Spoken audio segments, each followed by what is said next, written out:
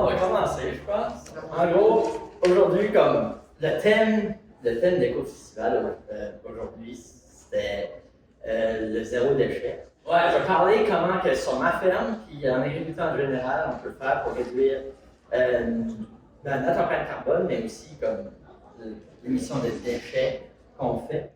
Ça, c'est des statistiques que j'avais sorties.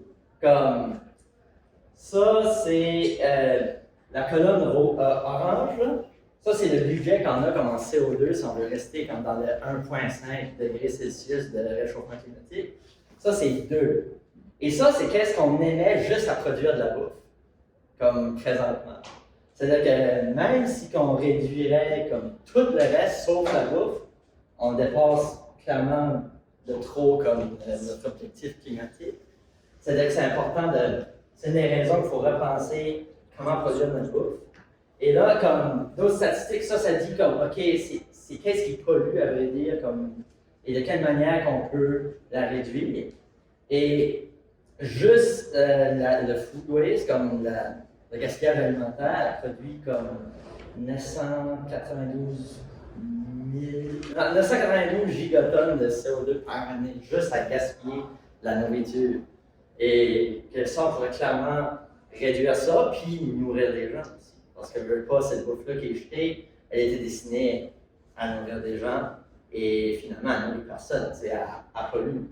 Et comme des statistiques avaient sorti de la FAO, comme Food and Agriculture Organization, 14% de la production mondiale en nourriture est perdue juste entre la production, comme l'agriculteur, puis la mise en vente. C'est-à-dire qu'elle n'a même pas chance de se rendre comme sur les marchés et que les gens ont chance de l'acheter, elle est perdue. Et juste comme entre la vente, des détaillants, puis le consommateur, il y en a un autre 17% qui est perdu. C'est-à-dire que, oui, il y a comme 31% qui est gaspillé, juste, et que la clientèle n'a même pas eu chance de l'acheter et essayer de le manger. Tu sais, comme, regarde, ça arrive de perdre de la bouffe dans le frigo, c'est correct, mais ça c'est pas trop correct. Tu sais. Comme, ils n'ont même pas eu chance de le manger. Et d'un côté, comme déchets sur une ferme, il y a actuellement des études qui prouvent qu'il y a du microplastique dans les légumes qu'on mange. C'est un autre aspect qu'il faut prendre en considération quand tu produis de la nourriture. Et là, je ne me suis pas encore présenté. Si pour eux autres qui ne me connaissent pas, je m'appelle Alexis Legère et je suis propriétaire des Racines Legère qui est situé à Caraquet. Et j'ai une production de légumes bio. Et moi, qu'est-ce qui est particulier avec ma production, c'est que je produis sans essence. La majorité de ma machinerie est faite soit électrique ou manuelle. Et je mets vraiment un gros effort que ma production soit le plus durable possible. Et juste m'introduire vite fait, mais en gros, je ne suis pas devenu agriculteur comme juste de même. Avant, j'ai étudié un bon bout en bio. Et un de mes profs ici, j'ai été comme plusieurs années là-dedans, et j'ai comme jumpé d'un sujet à l'autre, jusqu'à temps que j'ai réalisé que, regarde, moi, je vais avoir mon propre projet, je vais avoir mon propre entreprise. J'avais besoin de plus de défis, puis aussi, je voulais comme vraiment un plus gros impact dans la communauté. Mais ça a toujours été famille, comme justement, comme mon grand-père et ma grand-mère ont toujours comme, travaillé dans le jardin, puis tout ça. Vraiment, les bouts. Et elle m'aide encore des fois, là, que j'ai des choses à faire. Et on a toujours eu des beaux jardins, puis c'est de même que ça a démarré comme mon envie d'avoir mon propre projet, puis de faire une différence, puis ma passion pour le jardinage. C'est que j'ai travaillé sur comme, toutes sortes de fermes par le passé, comme pour me faire de l'expérience là-dedans, démarrer mon truc. Et c'était toutes des fermes que j'avais ciblées pour une raison qui était dans le même type d'agriculture que je souhaitais avoir, petite échelle, avec le plus durable possible et qui vendait directement à la communauté et qui ne focusait pas sur juste l'exportation. Et ça, comme moi, ma ferme, comme je dis, j'ai rien à gaz. Et ça, c'était un choix, comme autant écologique qu'économique, parce que avec la montée des prix de l'essence tout de suite, je suis bien content de ne pas avoir besoin d'essence dans ma production. Mes coûts de production n'ont presque pas changé. Et j'utilise presque pas d'engrais chimiques aussi. C'est ça aussi, quand la guerre en Ukraine a éclaté et que les prix ont explosé, moi, ça n'a pas changé grand-chose. Parce que j'utilise quand même surtout du compost marin et tout ça, puis d'autres amendements plus comme soit certifié bio ou qui vient de la nature, on va dire. Et ça me permet de justement garder mes poids. Puis aussi, quand tu n'as pas de tracteur, ça te permet de produire comme ça, produire plus sur une petite échelle. Le monde est comme pourquoi? Comment? Comment que pas avoir de machine te permet de produire plus? Mais pour la simple raison que tu rends ta surface plus efficace. Comme si vous voyez la mauvaise herbe, c'est là où je marche. Et ça revient ça de l'âge. Mais si j'aurais comme un tracteur ou de la machinerie agricole, il faut que je standardise toutes mes rangées de légumes considérant que j'ai un tracteur. C'est-à-dire que là, je ne peux plus m'en sortir avec juste ça pour circuler. Fait que je m'en sors comme ça de large parce que c'est la largeur du pneu de tracteur. Mais ça de large, ça correspond aussi à la largeur de mes rangées de légumes. C'est qu'à chaque 100 pieds de pneu de tracteur, je perds comme 500 livres de cœur. C'est-à-dire que, comme sur une rangée, ça ne paraît pas grand-chose, mais quand tu as un champ complet, ça fait vraiment une grosse différence. Et moi aussi, une des tactiques que je fais, c'est que je fais beaucoup de transplantation. Ça me permet d'avoir une rotation beaucoup plus intensive de mes légumes. Comme l'exemple parfait que j'ai, c'est ma betterave. Les betteraves, moi, ça prend environ 2 mois de la graine jusqu'à la récolte. Et considérant qu'on a juste comme 4 mois de production sans gel de la péninsule acadienne, c'est-à-dire que si toutes les conditions sont bonnes, je peux avoir 2 récoltes de betteraves sur la même surface. Mais moi, qu'est-ce que je fais? C'est que je démarre à l'intérieur avec des lumières de croissance et tout ça. Et soit à l'intérieur, dans le cas des piments et des tomates, parce que ça brûlerait comme trop d'énergie à chauffer une serre dans moins de masse. Mais j'ai déjà des pièces à l'intérieur qui est déjà chauffée, c'est-à-dire que c'est mieux de starter les piments et les tomates à l'intérieur. Mais ouais, en gros, les betteraves, je les démarre dans des trays spéciales en papier et je les laisse 1 mois à l'intérieur avant de les transplanter grâce à ma machine qu'on voit là. C'est une genre de machine, qu'est-ce qu'elle fait? C'est qu'elle creuse juste comme une rangée comme dans mon séant. Et là, la sculpte de légumes, parce que ce papier-là, ça se défait comme en languette de légumes qui est déjà espacée. Et ça me permet, de transplanter mes trucs efficacement, mais aussi transplanter des trucs qu'habituellement, comme ça n'aimerait pas ça se faire transplanter. Comme les betteraves, j'aime pas trop ça, se faire toucher les racines habituellement. Mais avec ça, je peux. C'est-à-dire que je les fais pousser 1 mois en dedans avant, puis là, je les transplante dehors, c'est qu'il aurait juste 1 mois à pousser. Non seulement je suis comme le premier dans le coin à avoir des betteraves parce que j'ai 1 mois d'avance sur la plupart des agriculteurs conventionnels, mais à la seconde que je récolte après 1 mois, j'ai déjà comme un autre tray de betteraves de prêt. C'est-à-dire qu'à la seconde que je récolte, je transplante l'autre. Puis là, ça prend juste 1 mois. C'est-à-dire que sur la même surface, au lieu d'avoir 2 récoltes, j'en ai 4. Et ça n'inclut pas mes extensions de saison aussi. Comme mes serres, c'est aussi une autre manière qui me permet de produire plus sur une petite surface.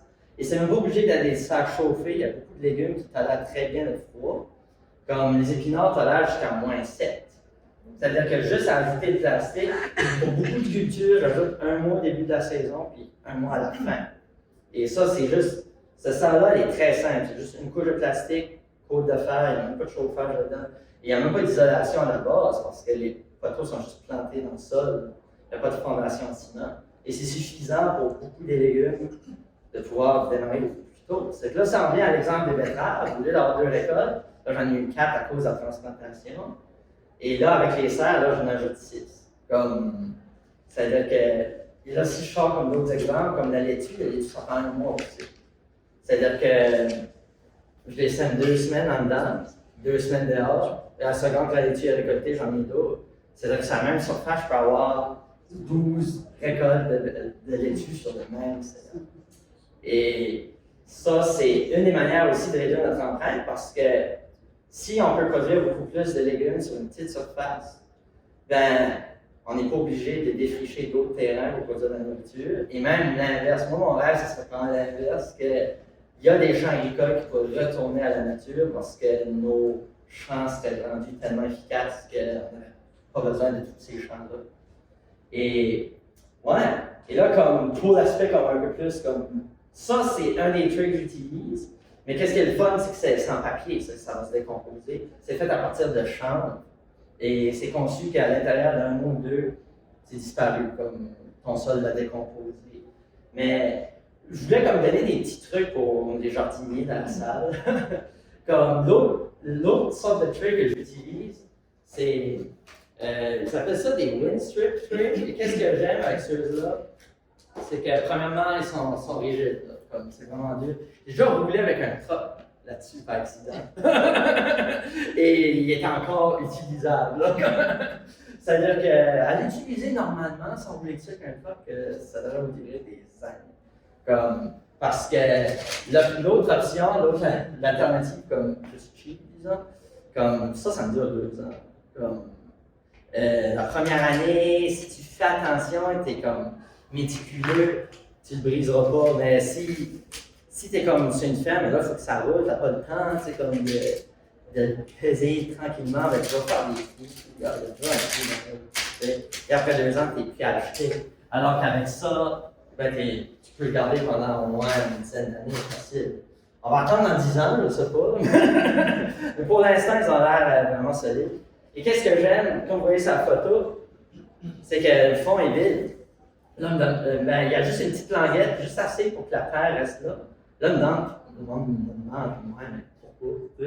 Et pourquoi il y a comme des petites fentes aussi sur le côté. C'est ça que ça permet, c'est que ça vous est déjà arrivé comme de semer des légumes et que vous avez comme trop pris le temps de transplanter. Et là, comme ils viennent comme vraiment trop enroulés de leurs racines. Mais avec ça, ça permet de prévenir ça. Parce que quand il y a un contact avec l'air, la plante aura automatiquement le réflexe de ne pas pousser leurs racines. C'est qu'elle aura moins tendance à enrouler leurs racines. Il y a plus de flexibilité à la transplantation. Comme si tu as comme quelques jours de retard ou une semaine de retard, c'est pas la fin du monde. Et ouais, ça, je dirais que personnellement, pour une production agricole, et avec les autres en papier, c'est pas mal l'idéal. Parce que ça me sauve du temps, c'est quand même facile à transplanter. Puis oui, ça me prend un cher au début, mais c'est comme un investissement comme one shot et c'est fini. Mais une option plus jardinier, je connais des producteurs commerciaux qui l'utilisent, mais moi, je vois pas comment ça pourrait être efficace. Parce que ça s'appelle comme des soil blocks, comme des blocs de sol. Ça, en gros, tu fais comme un mélange comme de tours de terre, etc. Et là, tu prends ces outils-là qui te permettent de juste comme, prendre cette terre-là, puis faire littéralement un bloc de sol que tu peux stopper tes graines dedans. Et là, il y en a plusieurs terres, comme celui-là, c'est carrément comme un pot pour comme, faire des transplants. Ça serait une option comme vraiment intéressante pour les jardiniers. Mais moi, pour un producteur agricole, ben, il faudrait que tu payes quelqu'un à juste faire des blocs. Comme... Et à un moment donné, il y a tellement de trucs à faire sur une ferme, il faut que tu choisisses tes batailles. Comme moi, je préfère prendre un tray qui dure beaucoup plus longtemps. Oui, c'est fait en plastique, mais c'est fait pour durer. C'est pas fait pour. Comme qu'après 1 an, c'est fini. Mais cela dit, comme la statistique de l'autre jour qu'on a des microplastiques dans nos légumes, m'a tellement fait peur que j'essaie de diminuer quand même le plus possible le nombre de plastiques qu'on utilise à la ferme. Mais moi, qu'est-ce qu'il y a de particulier, c'est que je laboure jamais mon sol comparé à d'autres fermes. Moi, qu'est-ce que je fais, c'est que la première année, j'ai labouré pour débarrasser les plus gros, comme de la mauvaise herbe qui était là. Mais après ça, j'essaie de le maintenir le plus possible. Une des affaires que je fais encore une fois, j'essaie de débarrasser le plastique le plus possible, mais c'est pas toujours possible. Un des trucs pour pas que la mauvaise herbe pousse, c'est que j'ai des grandes tartes noires que je trouve à la grandeur du champ. Et ça, en général, je mets ça l'automne ou le printemps. Mais quand je mets l'automne, c'est pour que ça reste là tout l'hiver. Et le but de ça, c'est pour la mauvaise herbe. Parce qu'en mauvaise herbe annuelle, il y a deux types de mauvaise herbe. Il y a la mauvaise herbe vivace et la mauvaise herbe annuelle. Et la mauvaise herbe vivace, c'est comme le chien blanc, cette affaire-là. Eux autres ont toutes des réserves d'énergie dans leurs racines. Il y a juste deux manières de s'en débarrasser. C'est soit que tu t'assures que toute l'énergie qu'il y a dans la racine soit brûlée, qu'elle meurt, ou tu l'arraches. C'est les deux seules options. Mais si tu l'arraches, il y a un morceau qui reste, ça va pousser. C'est-à-dire que la terre, qu'est-ce qu'elle fait? C'est qu'elle bloque le soleil à ces plantes-là. Et si tu le laisses là assez longtemps, je viens de dire assez longtemps, une semaine, ça ne fera pas la job. Faut que tu le laisses au moins un mois, plus. Et elle va essayer de pousser en dessous de ça, mais vu qu'il n'y a pas de soleil, elle ne poussera pas, puis elle va juste comme puiser dans son énergie. Et ça c'est pour la mauvaise herbe vivace, mais pour la mauvaise herbe annuelle, c'est qu'il y a toujours des graines présentes dans ton sol. Les graines de mauvaise herbe peuvent vivre jusqu'à 7 ans dans ton sol. C'est-à-dire qu'à chaque année, si tu fais attention, tu en auras moins en moins, mais tu en auras toujours.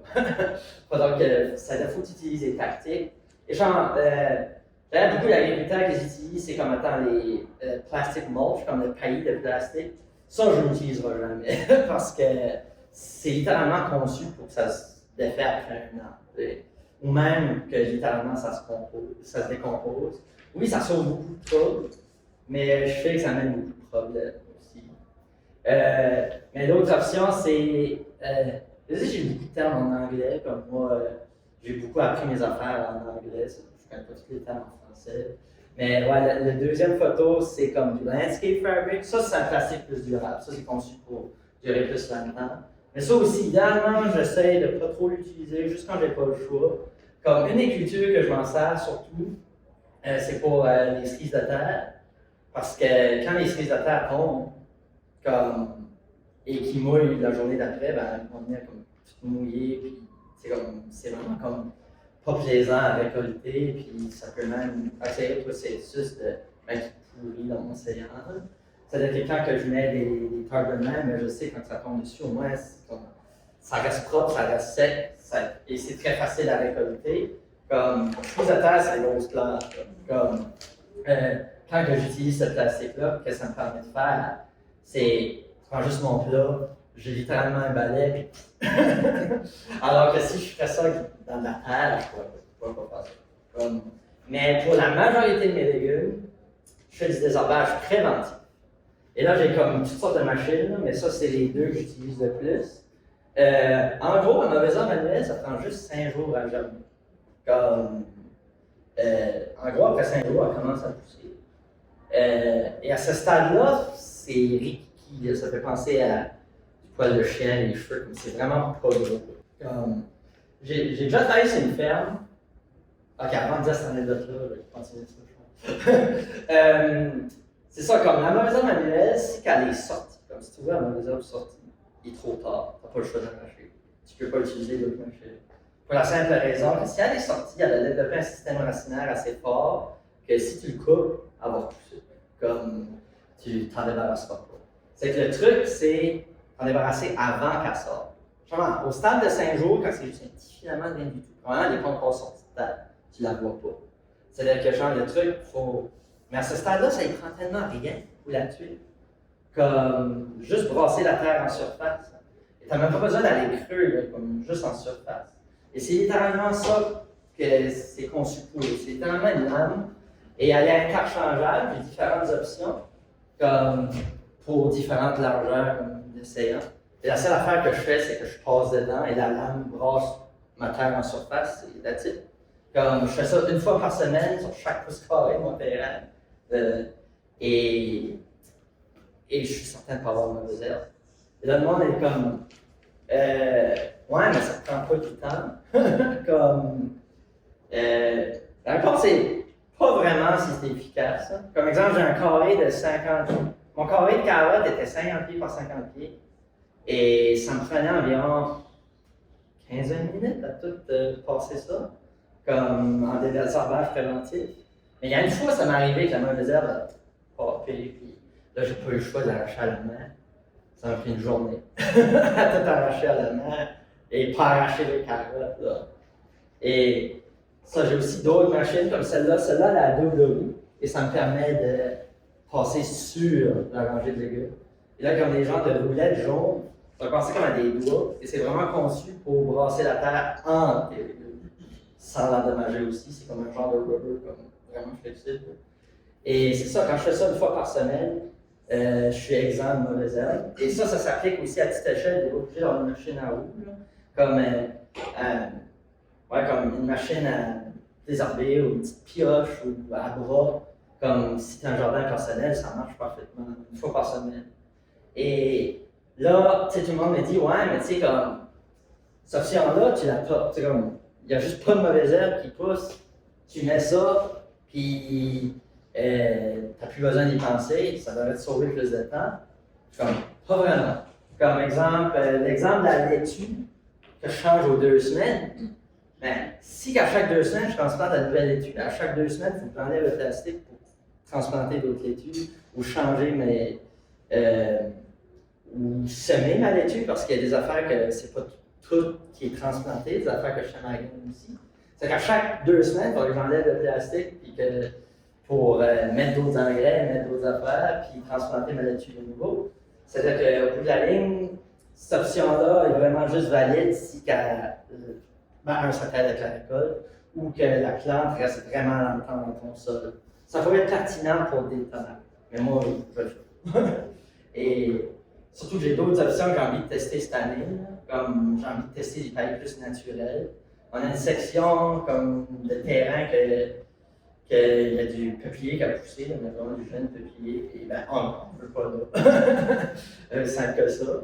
C'est-à-dire que si tu le coupes le printemps, c'est à ce moment-là qu'il est idéal pour le mettre dans ton jardin. Comme l'inverse, que si tu as envie de chauffer du bois ou d'utiliser pour les champignons, ça c'est l'automne. Mais pour le printemps, dans le jardin, c'est. Pour dans le jardin, c'est le printemps quand il est chaud. C'est-à-dire que je vais le couper, on va le faire en copeaux de bois, puis on va le tester dans la serre pour voir si ça serait une option valide, qui fonctionnerait bien et qui serait efficace et qui remplacerait le plastique. Et ouais, et même avec mes techniques comme écolo, bio, tout ça, j'ai quand même des productions comme très, très intéressantes.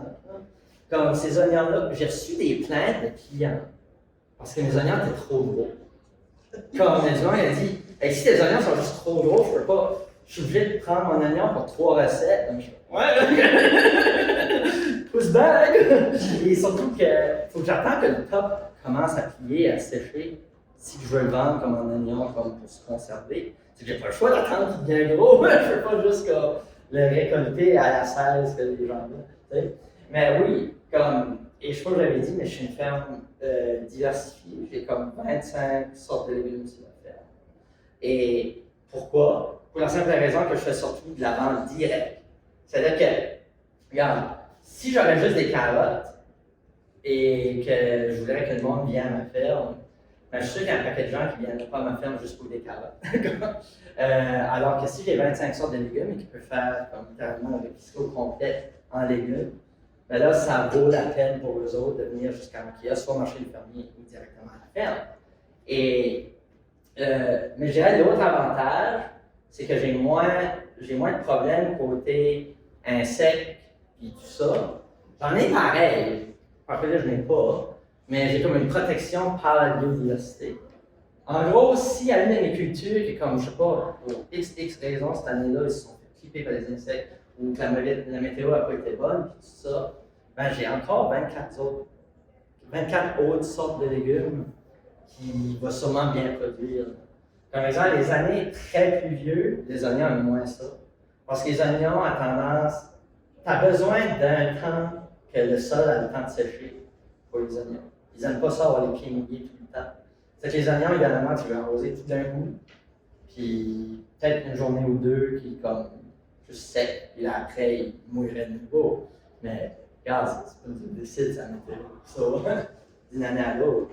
Mais là, on parlait tantôt d'un autre problème, comme côté zéro déchet, et l'impact de notre ferme, c'est vraiment le gaspillage alimentaire. Et je dirais que les fermes ont vraiment comme un gros point à jouer là-dessus. Comme, regarde, 14% est perdu juste entre de la production mondiale, là, je ne sais pas canadienne, est-ce que c'est plus, est-ce que c'est moins, je ne sais pas. Mais juste entre l'agriculteur et le magasin, 14% de production mondiale a disparu. C'est-à-dire qu'on a clairement un rôle à jouer pour que ça change. Et je dirais, il y a aussi l'éducation. Exemple, les gens, comme exemple, il faut absolument que le piment est parfait. Comme exemple, dans le cas du piment, là, ben, tu sais, ça, j'ai zéro difficulté dans ça. Comme, ça se vend comme des petits pains chauds. J'ai toujours été en rupture de stock cet été, le piment, et pourtant j'en avais pour une armée. Mais dès que le piment commence à être moins beau, plus petit, et là, plus petit, je comprends pas, je le vends à la livre, comme ça va la même quantité, là, comme. Mais, ou même des fois comme ça, comme, regarde, ça, je vendrais pas ça. Mais, comme, tu coupes la moitié du piment, le reste est parfaitement comestible. Comme ça, c'est juste, j'avais un petit manque de potassium dans mon sol.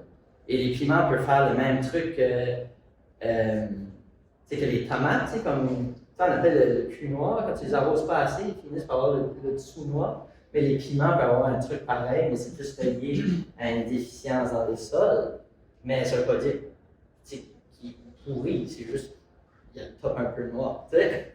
Mais c'est ça, comme ça, normalement, ça serait compost direct. T'sais. Personne ne fait ça, je pense pas. Et pas juste ça, comme moi, en tant que producteur, comme si que le piment est croche ou tout petit, comme oui, je pourrais le vendre à rabais, mais j'ai quand même des coûts associés à ça. J'ai quand même des coûts à la production de cette plante-là, des coûts à l'engraissement du champ, des coûts pour mes employés. Et là, tu sais, comme j'ai envie de bien payer mes employés aussi. C'est-à-dire que moi, la meilleure option que je fais qu'il faudrait développer, et moi je commence à développer, c'est les produits transformés. Comme que le piment soit croche, un coup rendu dans la gelée, ça dérange plus bien la place. Et ça, c'est comique, ça startait parce que par souci de pas gaspiller. Comme je voulais vraiment pas gaspiller mes légumes. Et là, je me dis, ah ben je vais faire de la gelée, comme on verra, comme si ça pogne. Et oui, comme la popularité de ça a vraiment été comme extraordinaire. Et là, cette année je peux en produire beaucoup plus. Et je pense même acheter des produits d'autres agriculteurs qui m'en manquent. Comme exemple, avez-vous des légumes justement qui crochent pas beaucoup, tout ça, que vous n'allez rien faire avec. Et on pourrait les transformer à la place que ça soit gaspillé. Parce que c'est sûr, il y a des défis, comme exemple, côté pour un agriculteur, avoir une cuisine commerciale, sécurité, les permis nécessaires. Mais je pense que c'est un jeu qui en vaut la peine.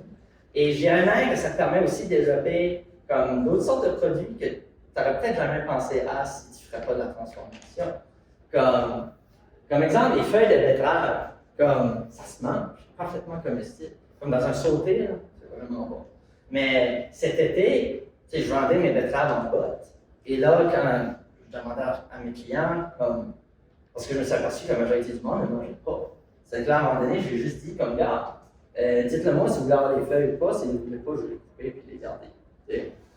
Et c'est ça, 80% de mes clients ne prennent pas les feuilles. Techniquement, c'est pas qu'on va mettre au compost, très nutritif, mais qu'on va juste mettre au compost parce que le monde soit ne sait pas quoi faire avec, ou ne veut pas le faire, ou je sais pas, ou qui ne savent juste pas que ça se mange. T'sais. Mais un des produits que j'avais développé, que j'ai l'intention de tester à plus grande échelle cette année, c'est littéralement des chips comme aux feuilles de betterave. Parce que comme les chips de kale, ben, tu peux faire des chips avec ça aussi, avec le déshydrateur industriel. Ça veut dire que là, d'autres produits que un, se conservent plus longtemps, puis deux, qu'à la place d'aller au compost, ça va aller nourrir les gens. Comme, je dirais que oui, le compost, tu gaspilles. Tu sais, comme, gaspille moins, ça retourne au sol, tout ça. Mais au bout de la ligne, on produit ça, on met autant d'énergie dedans pour que le monde le mange. C'est que c'est mieux que le monde le mange, que ça va au compost. Et même d'autres affaires que j'ai l'intention de tester, et que ça, comme c'est rendu populaire comme les poudres vertes là, pour mettre dans tes smoothies, tout ça. Et là, quand je regardais la plupart des gens, c'est littéralement juste comme des feuilles de kale, des feuilles de chou, des affaires déshydratées, que j'ai l'impression que tout le monde pourrait faire chez eux avec un bon déshydrateur et un jardin. Et ça, encore une fois, ça me permet de réutiliser des affaires au départ, juste au compost. Comme exemple, même pour mes chips aux feuilles de betterave, la tige, on n'utilise pas. Comme on va juste utiliser la feuille. C'est effectivement la tige en objet. Même chose pour le kale, les chips au kale, on va juste prendre la petite feuille, pas la partie tige. C'est même affaire. Comme c'est sûr qu'un petit jardin, ça ne vaut pas la peine pour tes 3-4 comme branches de feuilles de betterave. Mais c'est comme moi j'ai produit 4000 litres de betterave l'année passée. Ça finit par en faire de la tige de betterave et qui est bourrée de nutriments. Comme, c'est-à-dire que là, on va faire des tests cette année pour voir, comme, OK, ça serait-tu quoi qu'un coup, puis est-ce que ça fonctionnerait bien? Et j'ai comme parlé à plusieurs comme jeunes du coin qui sont prêts comme, à tester ça dans leur smoothie. C'est-à-dire qu'ils seraient peut-être obligés d'acheter ça de l'autre bout de la planète et qu'ils pourraient l'acheter d'ici. Et ouais, c'était ça ma présentation. J'espère que ça a fait un bon résumé comme comment on peut faire une différence comme du côté agricole, mais aussi côté jardin, si vous avez comme un petit jardin.